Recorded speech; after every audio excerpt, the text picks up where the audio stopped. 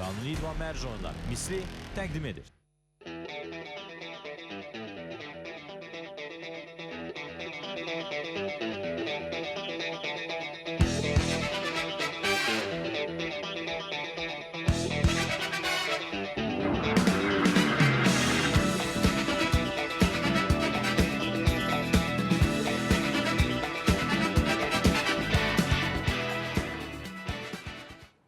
Hər vaxtınız xeyir olsun, hörmətli CBC Sport tamaşaçıları. Bizim idman verilişi efirdədir. Verilişimizin baş sponsoru Azərbaycanın qanuni idman mərc oyunları operatoru mislidir.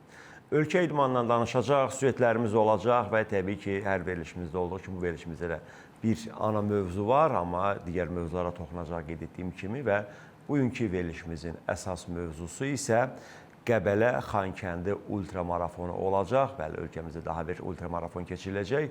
Hansı ki, daha əvvəl Xankəndi-Bakı marafonu var idi. İndi isə Qəbələ-Xankəndi marafonu olacaq və ultramarafon olacaq və bu məsələ ilə, bu gələn həftə keçiriləcək bu tədbirlə bağlı müzakirələr aparmaq üçün, eyni zamanda yarışa hazırlıq işləri, kimlər olacaq, necə olacaq, bütün bu məsələləri müzakirə etmək üçün studiyamızın qonağı Azərbaycan Atletika Federasiyasının Qaçış Hər Kəs Üçün Komitəsinin rəhbəri Elşən Quliyevdir. Elşən müəllim, xoş gəlmişsiniz.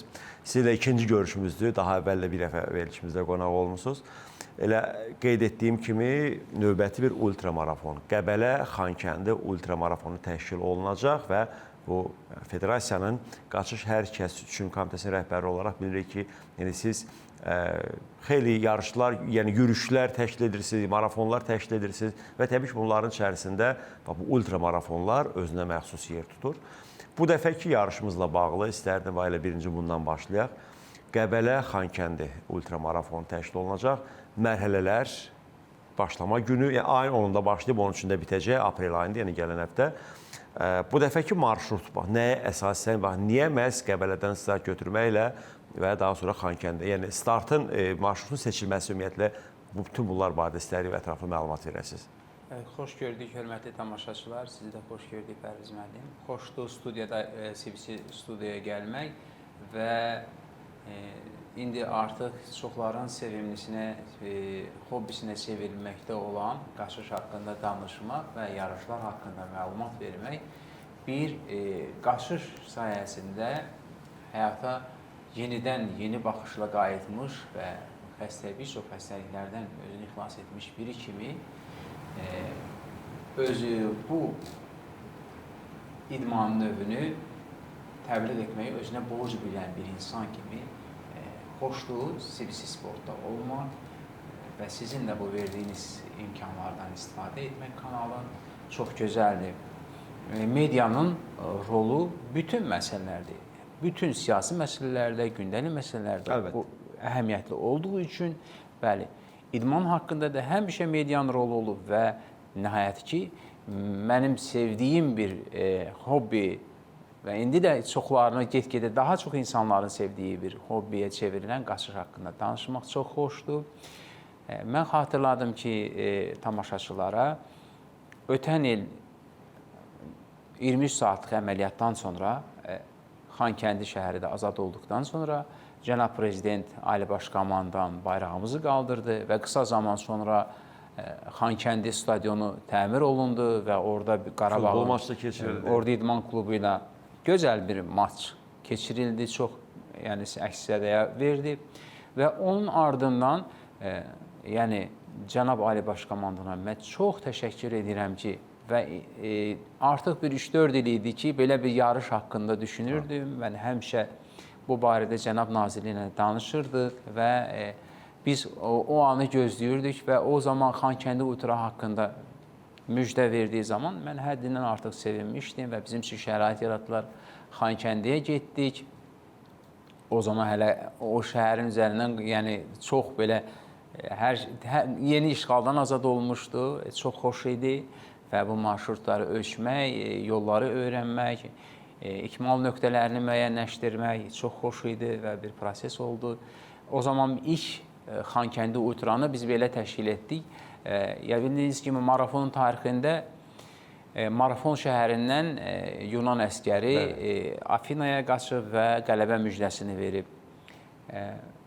Və o zaman o 39 kilometr məsafə idi. Sonradan 42.195-ə uzandı və sonra ultramarafonlar yarandı. Yəni bir növ siz o Xankəndi-Bakı ultramarafonu bir növ bir qələbə müjdəsi, bir qələbə əhval-ruhiyyəli bir ultramarafon idi. Bəli, bəli. Bizim qaçışçılarımız, yəni bir daha biz beynəlxalq yarış keçirdik. Orada ilk beynəlxalq yarış oldu bu işğaldan azad olandan sonra. Biz dünyaya mesaj verdik ki, Azərbaycan əskəri öz torpağını azad etdi və qələbə müjdəsini də Bakı şəhərinə bax belə Özünə məxsus şəkildə marafonçular çatdırdı. Bəli. Qeyd etdilər. Əlbəttə qürur vericidir. Bax indi də biz izləyirik Xankəndi ultramarafonundan görüntüləri. Əlbəttə bu görüntülər hər zaman çox xoşdur izləmək və güc verir ki, və xalqımızı ayağa qaldırmaq idman vasitəsilə biz 30 il çalışıb, vuruşub dövlətimizi qurub, gücləndirmişik və əskərlərimizi gücləndirmişik. Hər şeydə Ali Baş Komandanlığı, yenə dediyim kimi, rəhbərliyi ilə bunları biz etmişik, qələbə qazanmışıq və bizim məqsədimiz bundan sonra sağımız, solumuz, yəni heç də bizim üçün sakit qonşular deyil və hər zaman biz qazandığımız qələbənin nailiyyətlərini qoruyub saxlamalıyıq. Onun üçün bizə həm güclü insanlarımız lazımdır, Bəli.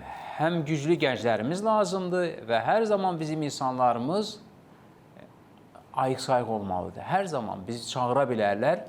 Sağlam olmalıyıq. Sağlam olmalıyıq ki, sağlam gənclik, sağlam insanlar sağlam ordu deməkdir. Bəli, güclü bəli. ordu deməkdir. Bəli, yəni bizim bu gördüyümüz işdə, yəni deyim sizə, yəni 68 yaşında mən Hüseyn ağa Səfərov 62 yaşında gəldi, qaçışa marafonçu oldu. 62 yaşında, 68 yaşında 380 kilometri qaçdı və nümunə göstərdi ki, heç yaşın dəxli yoxdur. Yaşın heç bir önəmi yoxdur. Bəli. Yəni Hüseyn ağa Səfərov 68 yaşında, yəni onunla istənilən hərbi tədbirə gedə bilərsən. Qaçır, dırmanır. Fiziki göstəricilər kifayət qədər yaxşı. Bəli, bəli. Necə ki, oyunlarda hakimləri hər dəfə onları bir hakimlik etmək üçün bir normativ alırlar. Yəni, yaşın dəxli yoxdur. Yəni, bizim bu yaşlı insanlarımız yaşlı olmasına baxmayaraq gənclərin verdiyi normativləri də verə bilirlər. Bəli, bu illəri biz Qəbələ Xankəndi ultramarafonu, yəni Xankəndi ultramarafonudur, hər zaman bu il bu belə qalacaq. Yəni bütün dünyaya, dünya bunun haqqında... Yəni start və finişi fərqi yoxdur, Xankəndi olacaq. Bəli, finiş Xankəndi olacaq. Xankəndi ultramarafonu ilə biz bu brendi yaşadırıq. Cənab nazirin də baxışı bu barədə çox gözəldir. Yəni ikinci il təkrar olması o deməkdir ki, ənənəvidir. Artıq ənənəvidir. Və bu yarış barəsində hətta xaricdən bizə yazırdılar ki, bu yarış bir də olacaqmı? Bəli, və bu yarış çox gözəldir ki, ikinci dəfə təkrar olur və bundan sonra idman ictimaiyyətinin, yəni komitənin məqsədi odur ki, bu yarış federasiyanın məqsədi, nazirliyin məqsədi odur ki, bu yarış ənənəvi olsun və müxtəlif şəkildə keçirilə bilər, müxtəlif şəhərlərdən ola bilər Xankəndiyə. Çünki bu il Qəbələ bizim idman paytaxtımızdır. Bəli, ona görə də idman paytaxtı olduğumuz üçün biz bu il Qəbələdən təşkil edirik. Gələn ola bilər ki, başqa şəhərdən təşkil edərik inşallah. Bəli, məsafə 190 kilometrdir. Məsafədə ölçmüşük. Biz yenə də kontrol nöqtələrini biz müəyyən etmişik, marşrut necə olacaq, harada idmançılar... Günlər üzrə marşrutları bizə əmət olmasın. Harada dəstək ala biləcəklər və kontroldan keçəcəklər. Çünki idmançılar qaçdığı zaman bu marafonu o öz üzərində daşıyacağı əşyalar var və yarışın bir sürəti də var ki, A nöqtəsindən B nöqtəsini keçərkən finişə çatana qədər saatlar var ki, cut-offlar var ki, kəsmə nöqtələri var ki, 10 kilometr, buradan bura qədər 10 kilometr məsafəni, 15 kilometr məsafəni şərt budur ki, sən bu vaxt ərzində keçməlisən. Yəni, belə rahat deyil ki, sən zamanını keçirdə sən gedib haradasa yatasan, sonra gələsən ki, mən gəldim. Yəni, o cür deyildir. Həm nəzarətlə, eyni zamanda vaxt çərçivəsində növbəti mərhələyə keçə bilmək üçün mərhələləri bitirmək lazımdır. Bəli, bu 192 kilometrin birinci günü artıq deməli 9-u xaricdən gələn idmançılar, artıq 7-sindən etibarən İstəyirəm, elə qeyd etdiniz, bax, siz xaricdən gələn idmançılar deyirsiniz, hansı ölkələr var, nə qədər iştirakçı və onların nə qədər xaricilər olacaqdır. Daha sonra artıq marşrutlar üzrə danışaq. Yarışda iştirak etmək üçün bir marafonlarda çox, yəni slot sayı çox olur. Yəni çox idmançı müraciət edir ki, iştirak edir. Müraciət edir və icazə də verilir. Yəni onu idarə etmək asandır. Amma ultramarafonlarda həm idmançı sayı, davamlı idmançılar sayı az olur və eyni zamanda onu idarə eləyə bilmək üçün məhdudiyyət var. Biz indi hal-hazırda bu yarışa 83 nəfər qeydiyyatdan keçib.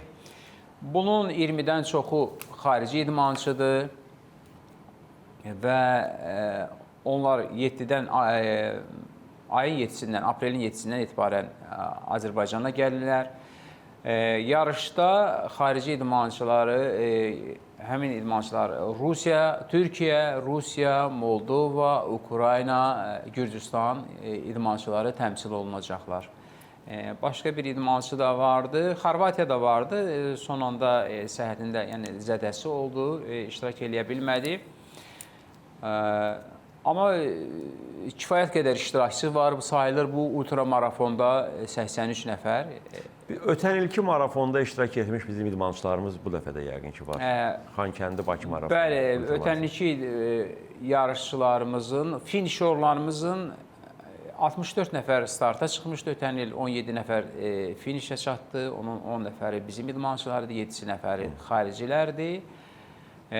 Amma marşrut çox uzun və ağır idi. O bizə imkan verdi ki, bizdə 21 kilometr qaçmış gənclərimizdən belə, inandıqlarımızdan belə buraxdıq. O 3 gün mərhələli məsələ qaçdı.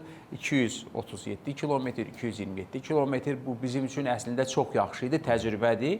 İndi də biz nəzərdən keçiririk və orada qeydiyyatdan keçib iştirak edəcək idmançılara biz baxırıq ki, dözümlülükləri hansı səviyyədədir, bunlar nə qədər bacara bilər, nə qədər gedə bilər. Önəmli deyil ki, hər kəs bu marafonda finişə qədər qaçsın. Çünki bu bədənin imkan verdiyi qədər idmançılar hara qədər imkan verirsə, o qədər də qaçsın. Bir mərhələ, 2 mərhələ. Çünki bu mərhələlərin hər biri ultramarafondur. Deməli, birinci gün ultramarafon məsafəsi, marafonun üstü məsafə sayılır. Yəni 55 kilometr qaçacaqlar.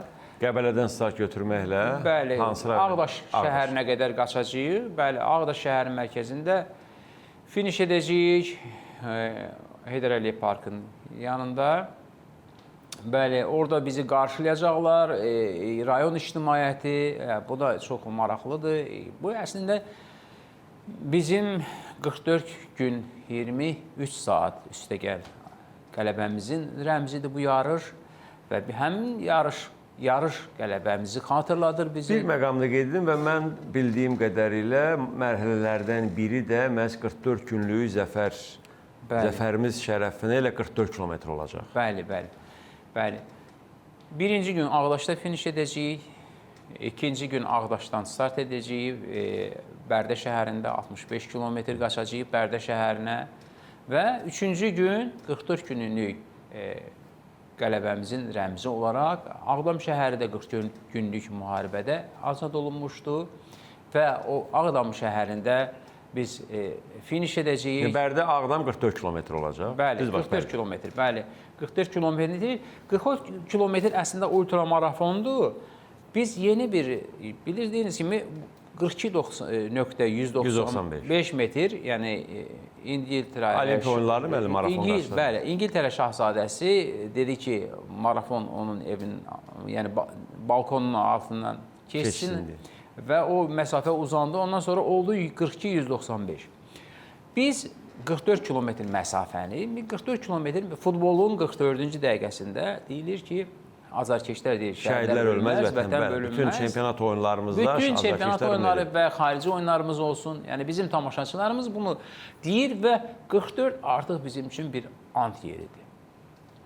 Və biz də Azərbaycan marafonu deyirik ona. Artıq 44 rəqəminə biz 44 kilometrə biz Azərbaycan marafonu deyirik. Bu mənim fikrim budur ki, imkanımız daxilində inşallah ki, iş adamları da bizə imkan köməklik edər. Əlbəttə ki, onlarsız bizim yəni bu işi görməyimiz çətindir. Vətənpərvər insanlar bizə kömək edəcək ki, mən inanıram ki, Türk dünyasında da, yəni başqa Türk dövlətlərində də bu 44 kilometri birgə biz onlarla təşkil eləyək və yavaş-yavaş, yəni biz bu qələbəmizi, məqsədimiz odur ki, idman dilində yaşadaq və hər zaman nəsillər bu qələbə, yəni əsrlər boyu məğlubiyyətlərimiz olub, parçalanmalarımız olub, amma bu bizim böyük qələbəmizdir, bu xalqın qələbəsidir və bu qələbə Türk dünyasını birləşdirən bir qələbədir və başa düşdülər ki, Türk dövlətləri Turan qurulur, Turan yaranır. Bu tək sadəcə ideya deyil, sadəcə bir fikir deyil. Bəli, biz də bir idman dili ilə biz bunu edirik və Türk xalqları arasında bu yarışları keçirdəcəyik inşallah. Başqaları ola bilər ki, buna siyasi baxarlar, bəlkə Avropa, bəlkə dünya. Amma yəni demokratiya dediyin o demokratiya mərkəzləri, yəni bizim öz torpağımızı azad etməyimizi həzm edə bilmirdilər, nə qədər təzyiq göstərdilər. Bəli. Ancaq bizim cənab Ali Başkomandan hamısını yerinə oturtdu və göstərdi ki, bu torpağın sahibi bizik, burada qərarları biz veririk. Sonuncu mərhələdə Ağdamdan Xankəndi olacaq. Bəli, sonuncu mərhələdə Ağdamdan Xankəndiyə 30 kilometr Xankəndi şəhərin mərkəzində finiş olacaq. O yerdə ki, cənab prezident Ali Başkomandan bayrağımızı qaldırdı və bütün bunları yaşamaq çox xoşdur və eyni zamanda ötən ilki təcrübə göstərdi ki, bu haqda olan xəbərləri insanlar çox yol boyu da izləyirlər. Böyük bir 4 gündə böyük bir tarixdir və həm yolla keçənlər bizi izləyəcəklər və media da yanımızda olacaq. Yəni mediasız işlərimiz əlbəttə ki mümkün deyil. Mümkün deyil.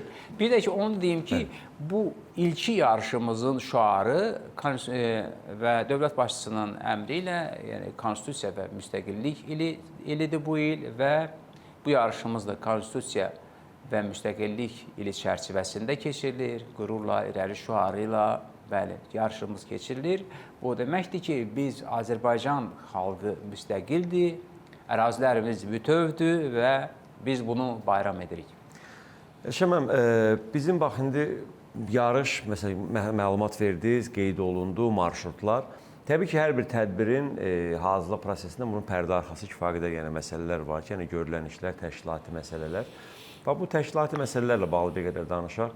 Təbii ki, indi burada yarış iştirakçılarının marşrut boyu təhlükəsizliklərinin təmin olunması, lazım gəldi tibbi yardımın göstərilməsi, ümumiyyətlə start-finish nöqtələri, bütün bunlar, yəni ümumiyyətlə bu proseslər yerli icra orqanlarla qarşılıqlı əməkdaşlıq, Federasiyanın fəaliyyəti, heç şübhəsiz Gənclər və İdman Nazirliyi, eyni zamanda bura müxtəlif dövlət qurumları da, məsəl üçün Daxili İşlər Nazirliyi, eyni zamanda Tibbi Səhiyyə Nazirliyi, bu məsələlərlə bağlı artıq Federasiya tərəfindən müraciətlərə, bu tədbirləri təşkili ilə bağlı.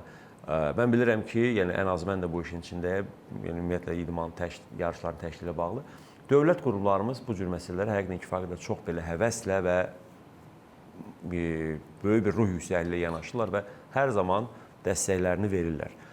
İstər təbii ki, sizin də dilinizdən eşitdik, yəni bu təşkilati məsələlərlə bağlı qarşılıqlı əlaqələr dövlət qurumlarıyla işlərini təşkil edir. Bu tədbir Azərbaycan Gənclər İdman Nazirliyi, Azərbaycan Atletika Federasiyası, Bakı Şəhər Halqası və idman hissəsində, yəni Zəfər Qaçış Klubu da iştirak edir. Bu komissiya cənab nazir özü rəhbərlik edir və bildiyiniz kimi bu yarış büdcəli yarışdır. Bir qaçış yarışı kimi büdcəli yarışdır. Bunu tək başına keçirmək çox çətindir. Bəli, bu təşkilatlar arasında işlər bölüşdürülüb Bakı şəhər halqası çox işlər görür bu barədə, həm təhlükəsizlik barəsində, bütün dövlət qurumları ilə, yəni əlaqəli şəkildə bütün məntəqələrdə, bütün ərazilərdə dövlət təhlükəsizlik, sonra yol polisi idarəsi, güc strukturu və yerli icra orqanları, Nazirlər Kabineti, bütün hamısı bu yarışı birgə şəkildə hamısının əməyi olur və bu yarış o deməkdir ki, həm beynəlxalq yarışdır, həm də dövlətimiz üçün də bir siyasətdir, əhəmiyyətli bir təsiri vardır və get-gedə bu yarış ənənəvi olacaq və Azərbaycanlı beynəlxalq aləmdə uzaq məsafələrə qaçış yarışlarında tanıdacaq. Və eyni zamanda bu bizə imkan verir ki, hər yarışlar burada öz idmançılarımızı sınayaq və insanlar da bu mərhələlərin hər birini qaçmaqla onlar özləri brendə çevirirlər. Yəni 55 kilometri qaçdı, 55 kilometri qaçdığı üçün Qəbələ Ağdaş ultramarafonunun medalını qazanacaq, sertifikat qazanacaq və klub tərəfindən də idmançılara onları yəni Nazirliyin tövsiyə etdiyi normativlərə əsasən onlara dərəcələr də veriləcək. Aydındır. Bizim indi bir reklam fasiləsində hörmətli tamaşaçılar, reklamlardan sonra isə yenə təbii ki, Azərbaycan Atletika Federasiyasının Qaçış Hərəkət üçün Komitəsinin rəhbəri Elşən Quliyevlə həm Qəbələ Xankəndi ultramarafonu, eyni zamanda ümumiyyətlə federasiyanın klubun gördüyü və görmək istədiyi digər məqsədlərdən də danışacaq. Hələlik isə reklamlar.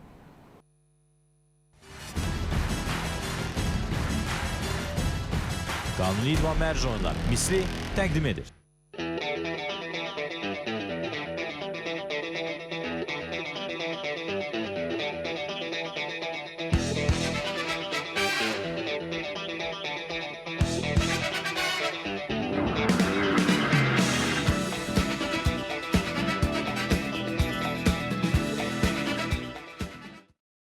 Bizim idman davam edir, hörmətli tamaşaçılar. Reklamlar başa çatdı və müzakirələrimizə, yəni verilişimizin hansı ki biz danışırıq Qaçış Hərəkət üçün, Azərbaycan Atletika Federasiyasının Qaçış Hərəkət üçün Komitəsinin rəhbəri Elşən Quliyevlə Qəbələ Xankəndi ultramarafonu barədə danışırıq. Müzakirələrimiz, söhbətimiz davam edəcək, amma istəyirəm əvvəlcə bir süjet təqdim edək. Yəni ölkəyə təbii ki verilişimiz bizim idman adlandırılmış ölkə idmanının digər növləri üzrə də hər zaman süjetlərimiz olur. Belə süjetlərdən biri isə boksla bağlıdır. Belə ki, boks üzrə yığma komandamız təlim məşq toplanışının ikinci mərhələsinə start verib və qarşıki beynəlxalq yarışlara, o cümlədən boksda dünya çempionatı hazırlaşan yığmamız məşqlərini Bakı Boks Mərkəzində davam etdirir. Əcnəbi digər ölkə yığmaları ilə birlikdə söhbət Qazaxıstan, Özbəkistan və Gürcüstandan olan idmançılardan gedir ki, bu kollektivlər birlikdə təlim məşq toplanışındadırlar və əməkdaşlarımız təlim məşq toplanışından bir süjet hazırlayırlar. Həmin süjet izləyək. Azərbaycanın kişi boksçulardan ibarət milli komandası Göygöldəki təlim məşq toplanışını başa vuraraq hazırlığın növbəti mərhələsinə start verib. Ümumi fiziki hazırlıqdan sonra yığmamız baş məşqçi Ravşan Xocayevin rəhbərliyi altında aprelin 1-dən etibarən Bakıda texniki-taktiki hazırlıqlara başlayıb. Bakı Boks Mərkəzində təşkil olunan toplanışda Gürcüstan, Özbəkistan və Qazaxıstan milliləri də iştirak edirlər. Yığma komandanın böyük məşqçisi Nəriman Abdullayev hazırlıq prosesini dəyərləndirərək gənc boksçuların da toplanışa cəlb edildiyini deyib. Təlim məşq toplanışı yaxşı oldu. Sadəcə olaraq cavan boksçuları da ora qatılmışdı. Cavan boksçular, onların da qarşıda necə deyir, bəzi turnirlərdə biz aparıb iştirak edirlər ki, yoxlayaq görək. Çünki onlar da artıq geridə qalmır. Bizim lazım olan tanınmış boksçularla artıq bərabər döyüşürlər. Yəni rəqabət var. Rəqabət olan yerdə də mütləq boksda irəliləyiş olacaq. Yığmamızın üzvləri Alfonso Dominguez və Murad Allahverdiyev də təlim məşq toplanışı və qarşıdakı yarışlar barədə danışıblar. Təlim məşq toplanışımız çox yaxşı keçir. Göygöldə çoxlu fiziki məşqlər etdik. İndi Bakıdakı hazırlığımızı davam etdiririk. Qazaxıstan, Özbəkistan və Gürcüstandan olan idmançılarla birlikdə məşq edirik. Bu çox yaxşıdır. Çünki birlikdə məşq edəndə qarşıdakı turnirlərdə rəqiblərini daha yaxşı tanıyırsan. Bu həm biz, həm də onların xeyrinədir. Hazırda hədəfim sadəcə çox çalışıb yarışlarda yaxşı nəticələr əldə etmək və Azərbaycana qələbə qazandırmaqdır. Aprelin 10-u bizim İpək Yol turniri adlı turnirimiz başlayacaq. Ayın 15-də finaldır inşallah. İndi hazırlıqlar ona uyğun gedir. Komandamız yaxşı vəziyyətdədir. Əvvəlkinə baxanda fiziki durumları yaxşıdır. Hər şey üstündür. İndi inşallah döyüşlər onu göstərəcək. Xarici idmançılarla bizim elə para işləməyimiz sadə o özümüzə bir oput da olar. İstər-istəməz rəqiblərimizdir xaricdə, biz onları tanıyırıq. Demək olar ki, biz çoxdandan da elə xarici ölkələrlə bir yerdə təlimləyik. Demək olar ki, bütün ölkələrdə idmançılar bir-birimizi tanıyırıq. Hamımız bir-birimizi tanıyırıq, bilirik ki, necə döyüşçüdür. Özbəkistan yığmasının üzvü, Paris 2024 yay Olimpiya oyunlarının qızıl mükafatçısı Lazizbek Mullojonov da öz təəssüratlarını CBC Sportla bölüşüb. Mən 2024-cü il Paris 2024 yay Olimpiya oyunlarında çempion oldum. Yarışda 4 idmançıya qarşı mübarizə apardım və hamısına qalib gəldim. İndi biz Azərbaycanda təlim məşq toplanışında iştirak edirik. Burada Azərbaycan, Gürcüstan, Özbəkistan və Qazaxıstandan olan boksçularla birlikdə yaxşı təcrübə toplayırıq. Qarşıda beynəlxalq turnirlər var. Əsas hədəfim qarşıdan gələn peşəkar kəmər döyüşündə yaxşı nəticə qazanmaqdır. Qeyd edək ki, Qazaxıstan, Özbəkistan və Gürcüstanla birlikdə keçirilən məşqlər aprelin 10-unda yekunlaşacaq. Belə, boksçularımıza uğurlar növbəti qarşı yarışlarda. Biz isə yenə qaydaq ultramarafon, Qəbələ Xankəndi ultramarafonu ilə bağlı müzakirələrimizi davam etdiririk. Azərbaycan Atletika Federasiyasının Qaçış Hər Kəs üçün komitəsinin rəhbəri Elşən Quliyevlə bu ətrafda davam edəcək. Elşən müəllim, bu qeyd etdiniz, bu ilki yəni Qəbələdə start götürmək, bu təbii ki, bu Qəbələnin idman paytaxtı olması, start nöqtəsinin Qəbələ, yəni bununla bağlı yəni qərar bu cür olub. Yəni heç bəs bilirik ki, yəni ümumiyyətlə idman paytaxtı olan şəhərlərdə Gənclər və İdman Nazirliyinin bir növ tövsiyəsi, istəyi, eyni zamanda federasiyaların da istəyi odur ki, yəni idman paytaxtı seçilmiş şəhərdə müxtəlif idman tədbirləri, müxtəlif yarışlar, yəni bir növ onlar daha çox təşkil olunur. Bu ərazidə təbii ki, o demək deyil ki, heç də hamı, amma əsasən diqqət mərkəzində bu idman paytaxtları olur. Hər illə dəyişir idman paytaxtları və növbəti il idman paytaxtı 2026-cı ildə səhv etmirəmsə Qazax şəhəri olacaqdır. 2025 Qəbələ, 2026-cı ildə Qazax olmalıdır. İndi bilmirəm, sizin 2026 ilə bağlı planlarınız hələ indidən tezi danışmaq, amma mənim bildiyim odur ki, ötən verilişdə də bildirmişdiniz. Əsas istəklərinizdən biri də ölkəmizin dilbər güşələrindən olan yüksəklikdə yerləşən Kəlbəcərlə bağlı planlarınız da var. Bəli, hansı ki, orada da işğaldan azad olmuş bütün ərazilərdə olduğu kimi Kəlbəcərdə də böyük yenidən qurma işləri gedir. Mən çox sevirəm. Hətta uşaq vaxtı yay tətilləri Kəlbəcərdə keçirmişəm və oynayıb qaçdığım bulaqlarından su içdiyim ən yüksək zirvələrində bir yerdir. Ora çox bələdəm mən. Oranın yüksəklikdə olması, dəniz səviyyəsi yüksəklikdə olması, bu ümumiyyətlə ultramarafonlar üçün uyğun coğrafi mövqe saymaq olarmı? Ümumiyyətlə Kəlbəcərin bir mövqeyi var ki, həmin yerlərdə bizim idmançılarımız gələcəkdə bazası olsa, məşq eləsə, ümumiyyətlə çox... Söhbət tək atletikadan getmir. Ümumiyyətlə bütün idman növləri. Bütün növlər üzrə çünki baza olsa... bir çox idman növləri məhsul yarışlara hazırlıq qabağı mütləq şəkildə bir yüksəklikdə məşq keçirlər. Bizim üçün çox, idmançılarımız üçün çox əhəmiyyətli, müsbət təsiri ola bilər. Yəqin ki, qayıdış proqramı çərçivəsində, əlbəttə ki, bu saatları indi isti suda, Kəlbəcərdə işlər görülür, yeni işıq stansiyaları, yeni... Yəni, hər şey sıfırdan qurulur, hər şey sıfırdan və gözəl şəkildə qurulur. Çünki oranı çox təəssüf ki, çox həqiqətən, necə ifadə edəsən ki, orada daşı üstə qoymuyorlar. Bəli, amma daha gözəl şəkildə qurulur hər şey. Ötən sezon mən Kəlbəcərdə bir neçə dəfə oldum, o uşaq vaxtı gəzdiyim yerlər, o bulaqlar, gözəl təbiət və orada geniş yollar çəkilir, çox işlər görülür, infrastruktur işlər görülür və mən orada özümüz üçün gələcəkdə yeni cığarlar müəyyən etmişik. Xoşbəxtlikdən bizim Atletika Federasiyasının prezidenti cənab Cavid Qurbanov da həmin torpaqda doğulub və o da bizim bu fikrimizi dəstəkləyir. Kəlbəcərdə də biz yarışlar keçirmək istəyirik. İndi ən yaxın planda bizim orada da bir 44 kilometrlik məsafə biz müəyyənləşdirmişik. Orada bir gəmi, restoran olub, bir iş adamı orada, gəmi restoranı. Oradan Dovşanlı deyilir. Dovşanlıdan Xankəndiyə bir məsafə ölçmüşük. Ən yaxın gündəmdə bu il üçün nəzərdə tutulan odur. Bu yarışı keçirmək ehtimalımız inşallah ki, böyükdür. Amma növbəti ildən də qayıdış proqramı həyata keçdikcə biz də daha uzaq məsafəli yarışlar Kəlbəcərdən keçirmək istəyirik. Amma yüksəklikdə qaçmaq o qədər də, bir qədər aran yerə qaçmaqla fərq kifayət qədər böyük olacaq. Bəli, çətin olur, amma idmançılar bunu bacarırlar və sevirlər. Ümumiyyətlə, bunlar hamısı ekstremdir və bu idmançılar hazırlıqları nə qədər olsa belə, onlar üçün səhhətlərində yaşanan istənilən problemlərə onlar imza atırlar. Bu beynəlxalq qaydadır.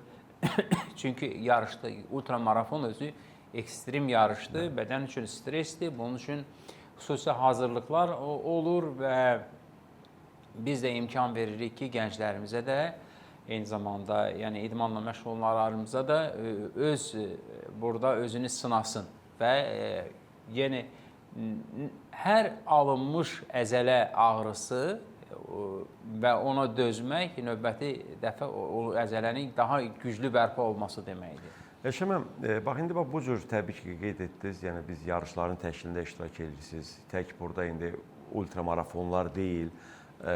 Bilirəm ki, həvəskarlar üçün də yəni müntəzəm həftə sonları və yürüşlər, qaçışlar təşkil edirsiniz. Belə bir məsələ ilə bağlı fikrinizi almaq maraqlı olardı. Sadədən mürəkkəbə doğru, təbii ki, əgər biz bu prinsiplə yanaşsaq, sizin yəni ölkəmizdə keçirmək istədiyiniz hansı ki bir xəyalınız, arzunuz varmı? Məsələn, bu yarışı da mən istərdim ki, ölkəmizdə təşkil olunsun. Arzusunda olduğunuz yarış. Bəli, arzum bundan ibarətdir ki, dünyadakı kimi Azərbaycanda da qaçan aktiv insanlar çox olsun. Və ona görə də bu istiqamətdə qaçan insanların sayını çoxaltmaq üçün həftə sonları korporativ yarışları haqqında düşünülmüşük.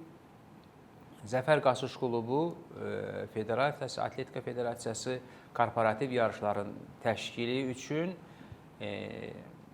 beynəlxalq tədbirdə mən özüm də iştirak etdim. Ötən noyabr ayında cənab Cavid Qurbanov və federasiya rəsmiləri beynəlxalq yarışlarda gördükləri, konferanslarda danışılanları bizimlə bərabər bölüşürük, qərarlar veririk. Və biz korporativ yarışları da çoxaltmaq istəyirik ki, böyük əmək kollektivlərində insanları onların öz arasında yarışdırırıq və onların içərisindən də çoxlu qaçışa həvəs yaranır. Böyük əhəmiyyəti var və biz bunu elə bir şəkildə festival şəklində eləyirik bu tədbirləri. Qaçırlar, məşq eləyirlər, paylaşırlar və bu paylaşımlar da insanların çoxalması üçün öz müsbət təsirini verir. Hal-hazırda biz Azərbaycan Səhiyyə Nazirliyi ilə və Azərbaycan Həmkarlar Komitəsi və Səhiyyə İşçiləri Həmkarlar Komitəsi ilə birgə böyük bir möhtəşəm layihəyə start vermişik. Azərbaycanın 10 şəhərində tibb işçiləri arasında regional yarışlar keçiririk. Tibb işçiləri. Bəli, bu 5 kilometrdir. Biz bunu festival şəklində keçirdirik. Hər yarışda birinci, ikinci, üçüncü yerləri biz mükafatlandırırıq və insanlar bir ortama gəlir və qaçmayanlar da dəstəyə gəlir və bu ortamı görür və eyni zamanda çoxları, qazilər də var çoxlu, yəni sevinirəm ki, tibb sahəsində çalışanların içərisində çoxlu qazilər də var. Tibb işçiləridir, həkimlərdir onlar. Onlar qoşulurlar və öz fikirlərini ifadə edirlər ki, bəs nə yaxşı ki, belə tədbirlər keçirilir və mən də bundan özüm də motivasiya alıram və insanlara motivasiya verib onları qaçırtdığım kimi Tədbirdə mən öz həyat hekayəmi danışıram ilk başlanğıcda və insanlar ondan da motivasiya alırlar, qaçışa qoşulurlar və regional idman idarələri, Gənclər İdman Nazirliyi təbii ki, bu işdə bizə dəstək olur. Yenə də yerli strukturlar bizim üçün yol ayrılır və biz orada yarışlarımızı keçirdirik və bu yarışlarda seçmə kimi keçirilir bu yarışlar və yarışlarda qaliblər artıq Xankəndi şəhərində, final Xankəndi şəhərində olacaq. Həmin olacaq bu tibb işçilərinin peşə bayramına həsr olunur və orada finiş olacaq və qaliblər də orada yarışacaqlar. Mən özüm də hətta söz vermişəm ki, yaşından asılı olmayaraq, şəxsən klub adından mən orada qaçanları yaş kateqoriyalarında da mükafatlandıracağam. Bu da yarışlar, həmin yarışlar üçün də gözəl medallar hazırlanmışdır, atributlar hazırlanmışdır, çox gözəldir. Hər rayon üçün öz medalları var. Rayonun öz medalları var, yazılır və bu xatirə medalları da insanların həmişə xatirinə qalacaq və istəyirlər ki, bu tədbirlər davamlı olsun. Beynəlxalq daha böyük qlobal məsəl üçün yarışlar üçün, ultramarafonlar üçün nə lazımdır bizə? Birinci, belə dedik, bəlkə mən səhv düşünürəmsə düzəldə bilərsiniz. Yəni bizim bu təşkil etdiyimiz Xankəndi, Bakı və yaxud da ki, Qəbələ, Xankəndi, bu ultramarafonları bir qədər də daha geniş qloballaşdırmaq, bir növ qlobala çıxartmaq, yəni bütün bunların hamısı, yəni gələcəklə bağlı planlarınız nədir ki, bu nüfuzlu, daha böyük yarışlar, ultramarafonların təşkil nöqteyi nəzərindən? Bizim keçirdiyimiz hər bir yarış bir hekayədir. Bu Xankəndi Ultra hekayəsidir. Bunun ikinci seriyasıdır və İstək budur ki, bu yarışları keçirdiririk, bu yarışlardan bizdə görüntülər qalır və bu görüntüləri sosial şəbəkələrdə paylaşmaq, sonra digər yarışların reklamlarında istifadə edilir. Və yaxud sualı başqa cür qoyum, ümumiyyətlə Beynəlxalq Atletika Federasiyasının rəsmi illik təqvim planlarında yer alan ultramarafonlar, yəni bir növ onlar Beynəlxalq Atletika Federasiyası səviyyəsinə qaldırmaq üçün nə kimi işlər görülməlidir? Bu yarışlar bizim üçün təcrübədir. Artıq bizim bu yarışlarda iştirak edən idmançıları müraciət edirlər və xarici ölkələrdə keçirilən Mont Blanc ultradır, digər məşhur ultraların sayılır, o olimpiyadası kimi sayılır və trail yarışları da keçirilir. Bizdə bir neçə qaçış yarışı keçirilən təşkilatlar var. Və ümumiyyətlə federasiyanın məqsədi budur ki, Azərbaycanda biz gözləyirik ki, çoxlu qaçış klubları yaransın, qaçış təşkilatları yaransın. Təbii, bunun hamısı mərhələli şəkildə olmalı. Bəli, yaransın və biz də onlara dəstək verək, həvəskar idman inkişaf etdirilsin. Və əlbəttə ki, bu həvəskar idmanda heç dəxli yoxdur yaşın. Yəni, dayanana qədər qaçır. 7-dən 77 hamı qaçır. 7-dən 77-yə. Yəni Tanrıverdi Əliyevin 86 yaşı var. Bunu da siz ötən görüşümüzdən sonra yanvar ayında Cool Run keçirtdik. Yəni soyuq qaçış qış ayında yanvar ayının 12-si keçirtdik və 15 ölkədən idmançılar 12 kilometr məsafəyə qaçışda iştirak etmək üçün 15 ölkədən idmançılar gəldi və böyük şəhərlərdə keçirilən yarışlarda daha çox xarici idmançılar gəlmək istəyir ki, onlar gəldiyi zaman transferə ehtiyac olunur və bir də ən gözəlliyi odur ki, yarışlarda çox erkən qeydiyyata başlamaq lazımdır. Mən bir Yunanistan marafonunda iştirak elədim, Afina marafonunda. Yarışdan 3 gün sonra mənə mail gəldi ki, növbəti il üçün erkən qeydiyyat edə bilərsiniz. Bu yarışları daha çox təbliğ edə bilmək üçün daha erkən bu yarış haqqında tarixləri müəyyən olunmalıdır və yarış haqqında qaçış icmalarına, yəni belə şəkildə başlayanda mənim şəxsən özümün Avropa Atletika Federasiyasının orada bir yarış təşkilatçıları olan qrupları var. Yəni, yarışım əgər mənim 6 ay sonradırsa, mən bunun tarixini bilirəmsə, qeydiyyat açıramsa, mən birbaşa bazara çıxardıram o məsələni. Və Bu ümumiyyətlə beynəlxalq yarışlar dünyada qayda belədir. Bu insanlar ki, həvəskar idmanla məşğul olurlar, bu eyni zamanda turizmdir.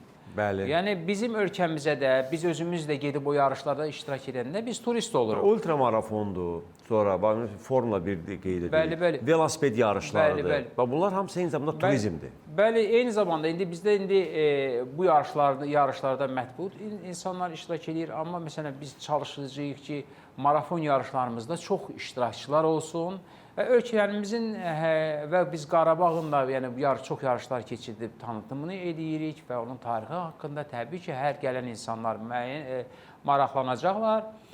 Eyni zamanda idmançılarımızın digər insanlarla inteqrasiya edirlər. Bizim məsələn Xankəndi qrupumuz var, artıq xarici idmançılarla bizim idmançılar bir qrupdadır. Çünki qrupda, Telegram qrupu olsun, WhatsApp qrupu olsun, qrupda onlar idmanı danışırlar, yarışlar haqqında məlumatları birbaşa onlara yetişmək üçün, biz öz məlumatlarımızı vermək üçün oradadırlar. Amma eyni zamanlar onlar orada, yəni bizim həmin bu yarışda elit atletlər özünüz görəcəksiniz. Beynəlxalq səviyyəli elit atletlər iştirak edəcək. Bizdə yarışın nüfuzunun qalxması deməkdir. Yarışda həm mükafat var, 4000, 3000, 2000 birinci, ilk üçlüyə qadın kişi çox maraqlıdır və ilk 10-luq qadın kişi ilk 10-luğa da mükafat verilir. Stimul var.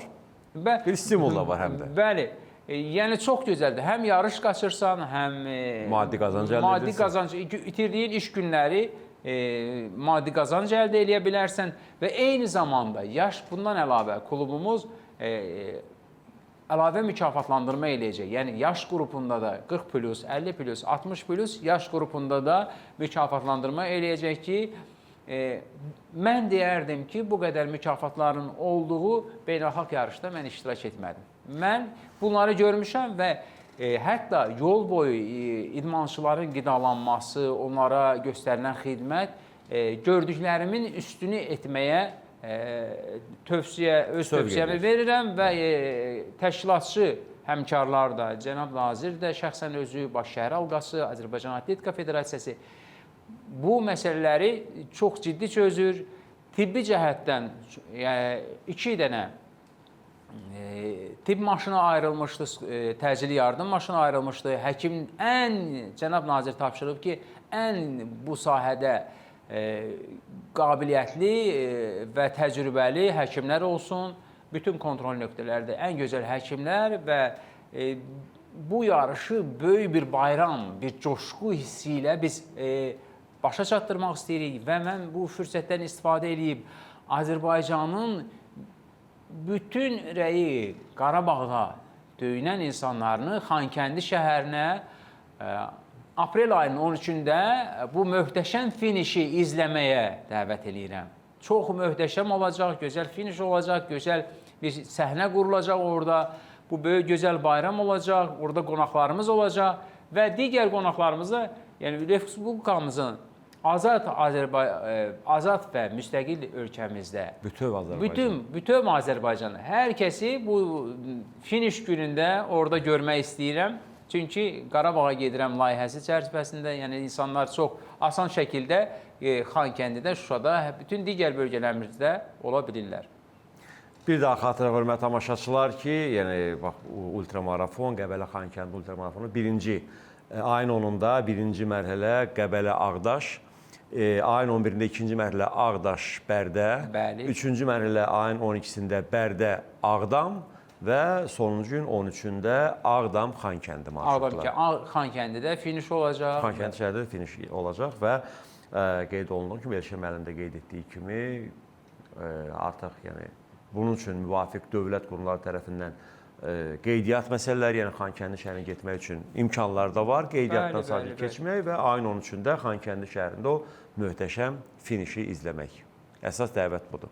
Bəli, dəvət edirik hər kəsi, gəlsin, baxsın, görsün.